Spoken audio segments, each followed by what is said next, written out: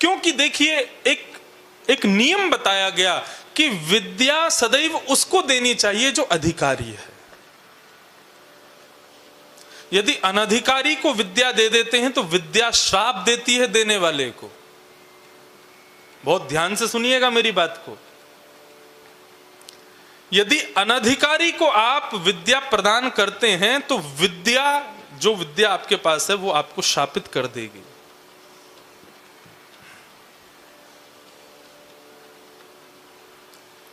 कविराज कालिदास, उनका अंत एक अयोग्य को विद्या देने से हो गया था।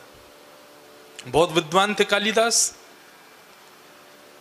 उनकी विद्या की पराकाष्ठा अतिश्रेष्ठ, लेकिन काली के बड़े भक्त थे। तो एक बार उन्होंने, जैसे लोग भगवान श्री कृष्ण के अंग प्रत्यंगों का अपने अपने पदों में अपने ग्रंथ में करते हैं, ऐसे कालिदास ने काली के अंग का वर्णन किया।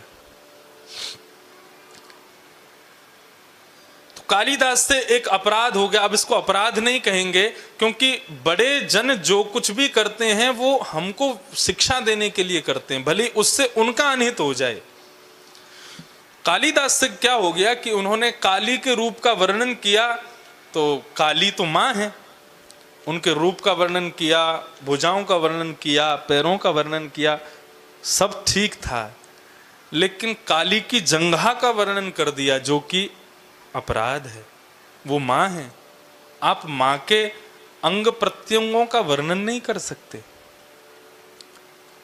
वो वर्णन योग्य नहीं है।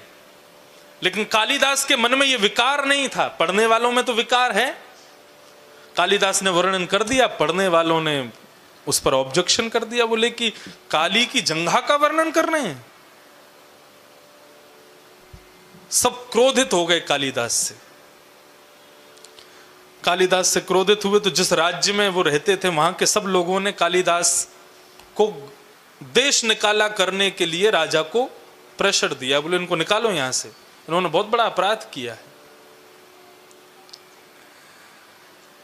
राजा कालिदास के शिष्य थे, लेकिन फिर भी एक राज्य पदवी पर होने के कारण प्रजा की सुनना उनका अधिकार था।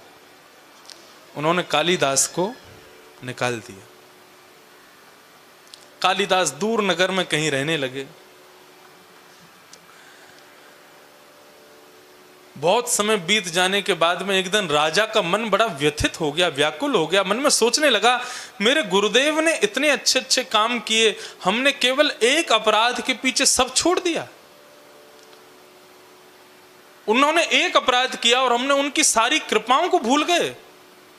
बहुत बड़ी गलती हो गई, उनको देश से निकाल के मैंने बहुत बड़ा अपराध कर दिया, मेरे गुरुदेव को वापस लाओ।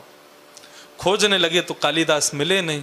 तब राजा विद्वान था, कालिदास का शिष्य था, तो राजा ने एक श्लोक लिखा और वो श्लोक आधा लिखा और कहा कि भाई जो इसको पूर्ण कर देगा मैं उसको 100 सोने की मोहर दूंगा, क्योंकि राजा जानता था सिवाय कालिदास के इसको पूरा कोई नहीं कर सकता। श्लोक क्या था? कमलेत कमलोत्पत्ति श्रूयते न तु दृश्यते। आधा श्लोक, कमल से कमल उत्पन्न होता है, ये केवल सुना गया है, देखा कभी नहीं गया। कमल में और कमल उत्पन्न हो जाए ऐसा केवल सुना जाता है, देखा तो कभी नहीं। आधा लिख करके आधा छोड़ दिया, नीचे लिख दिया जो पूरा करेगा 100 सोने की मोहर। पूरे नगर में उसके बोर्ड लगवा दिए, जो पूरा करेगा 100 सोने की मोहर। राजा ने अपने नगर के अलावा और नगरों में भी उसके प्रचार कर दिए, जो पूरा करेगा उसको 100 सोने की मोहर। किसी दूसरे नगर की एक वैश्या ने देखा, 100 सोने की मोहर मतलब जीवन भर के लिए भोजन मिल जाएगा। वे जानती थी कि कालिदास उसके नगर में रहता है और ये राजा कालिदास की खोज करने के लिए ये श्लोक लिख रहा है। उसने वो बोर्ड वहां से उतार करके अपने वैश्यालय के बाहर लगा दिया, क्योंकि वो जानती थी कालिदास यहां से निकलते हैं। और विद्वान का एक गुण होता है, यदि वो अपने से जुड़ी हुई कोई चीज देख ले तो उसको पूर्ण करके ही फिर आगे कुछ करता है। तो कालिदास जैसे ही वहां से निकले, कालिदास ने देखा कमलेत कमलोत्पत्ति श्रूयते न तु दृश्यते। नीचे वाले पंक्ति तो पूरी की नहीं किसी ने, कालिदास से रुका नहीं गया, तुरंत उन्होंने सिड्डी ली और चढ़ गए ऊपर और नीचे लिख दिया, बाले त्वम मुखाम भोज कथम इंद्रि वरद्वयम। उनका भाव क्या था? कमल से कमल उत्पत्ति होती है, सुना गया है, देखा नहीं गया।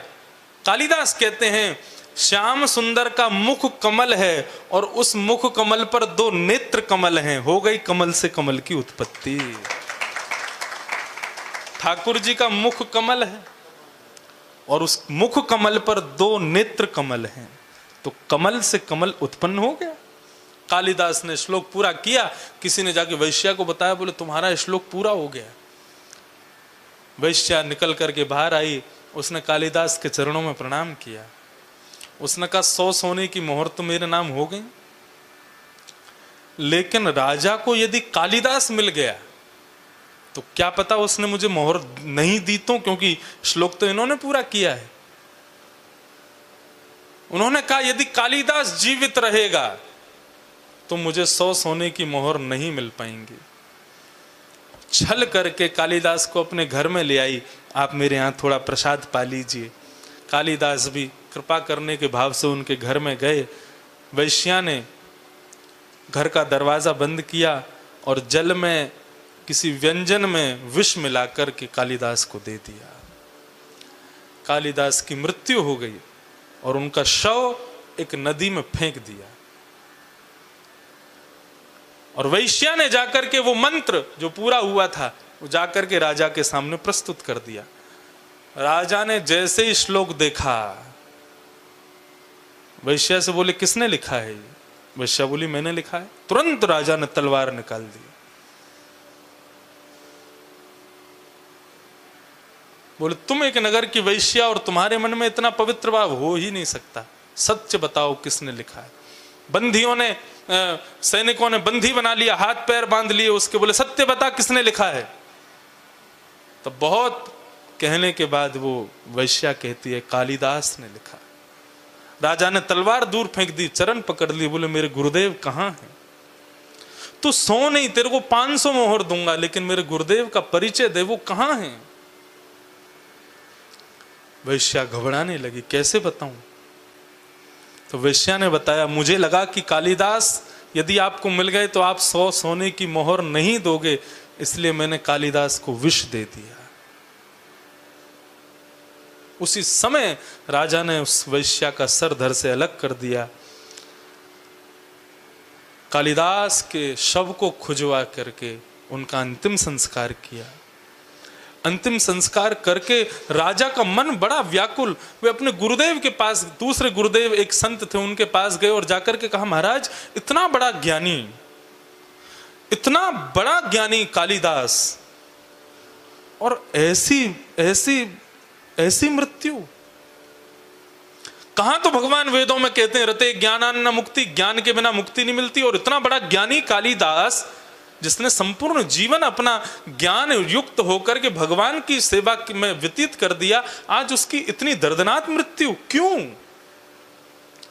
तब उस संत ने जो बात कही वो सुनने योग्य है। उन्होंने कहा कि देखो कालिदास था ज्ञानवान, बहुत विद्वान, लेकिन कालिदास ने एक सुंदर विद्या को एक कुपात्र वैश्या को दे दिया। जो ज्ञान वहां लिखा उन्होंने, उसकी योग्य नहीं थी वो वैश्या। उस सुंदर विद्या को एक कुपात्र वैश्या को उन्होंने दे दिया, इसलिए विद्या ने ही उनको शाप दे दिया। इसलिए राजन, कहीं हमारी विद्या किसी कुपात्र के पास ना चली जाए, इसलिए हमारी विद्या के सबसे बड़े पात्र केवल राधा रमन लाल हैं, केवल बिहारी जी हैं। अपनी समस्त विद्या का दान केवल उन्हीं को करो। आपने किसी और को रिझाने के लिए उसको प्रस्तुत कर दिया और कहीं वो उसके योग्य नहीं हुआ तो आपकी विद्या कहीं आपको श्राप ना दे दे। इसलिए सावधान।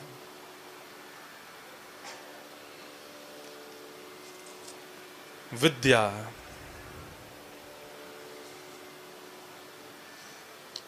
माता शत्रु पिता बैरी ये न बालो न पाठिता।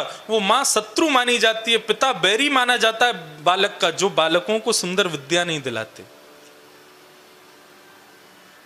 विद्यालय की विद्या प्राप्त करना बहुत जरूरी है, लेकिन ये भगवदीय विद्या, आजकल के माता पिता कहते हैं अभी बालकों को पढ़ने दो, स्कूल पूरा हो जाए, कॉलेज पूरा हो जाए, फिर ले जाएंगे सत्संग में। फिर नहीं आने वाला वो, फिर नहीं आएगा, फिर तो क्लबों में ही जाएगा, ये क्लब में नहीं आएगा। इसलिए कौमाराचरेत प्राज्ञो धर्मान भागवतानि है। कुमार अवस्था से ही बालकों को सत्संग में लाना शुरू करो। मुझे कल बता रहे थे कि हमारे साईं अम्मा के दरबार में किसी नए व्यक्ति को प्रवेश नहीं है। यहाँ पर सेवक सेवा कोई करना चाहे तो किसी नए को प्रवेश नहीं मिलता।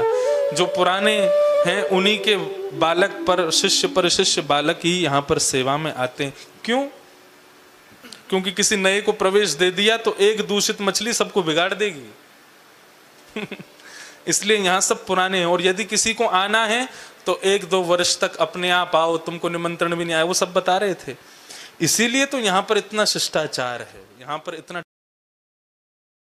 तो आइए और मेरे साथ प्रेम से कहिए राधे राधे।